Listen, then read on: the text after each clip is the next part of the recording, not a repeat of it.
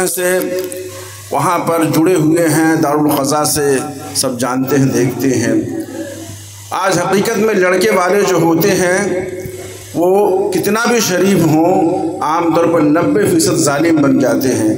میرے یہاں کم سے کم جب سے میں مہلی کے اندر آیا ہوں 20 لڑکیاں میرے یہاں لوگوں نے دیکھا، دکھایا، طے تمام ہوا ہے، دوستوں کی اور دوسروں کی بھی۔ ایک آدھ لوگ ایسے آئے جو شروع میں انتہائی شریف نظر آتے ہیں، لمبا کرتا، لمبی داڑھی، لمبا گھٹا، یہ چہرے پر میں نے دیکھا، میں نے کہا بہت شریف النفس آدمی ہوں گے یہ۔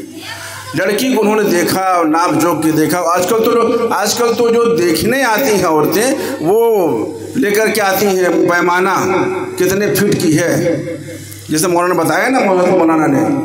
بہرحال بسا مختصر یہ کہ اس وقت تو بیچارے بڑے معصوم بنے رہے، بہت وہ رہے، جب جان گئے کہ اب لڑکی ان کو پسند آ گئی، ان کو لڑکا پسند آ گیا، تب تھوڑا سا کھلے۔ کیا کھلے؟ بھائی آپ تو لڑکی کو سامان جو دیں گے ہمیں اس پہ اعتراض نہیں، لیکن سامان اچھی کمپنی کا ہونا چاہیے۔ کیوں بھائی؟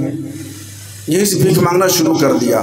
اس کے بعد مجھے پتا چلا یہاں دیکھا تھا اس بندے نے، بعد میں جب اس لڑکی کے گھر والوں کے ہاں دیکھنے گیا تو اس لڑکی والے سے اس نے 2.5 لاکھ روپے خرچ کرایا۔ 3 گاڑی بھر کر کے مرد اور عورت گئے تھے، سب کے لیے کپڑے کا تقاضا، سب پر جو ہے نذرانے کا تقاضا، اور اس کے بعد 1 کنٹل مٹھائی کا تقاضا، بہت ساری چیزیں۔ 2.5 سے 3 لاکھ روپیہ بندہ وہ خرچ کیا ہے، تب جا کے رشتہ طے ہوا ہے۔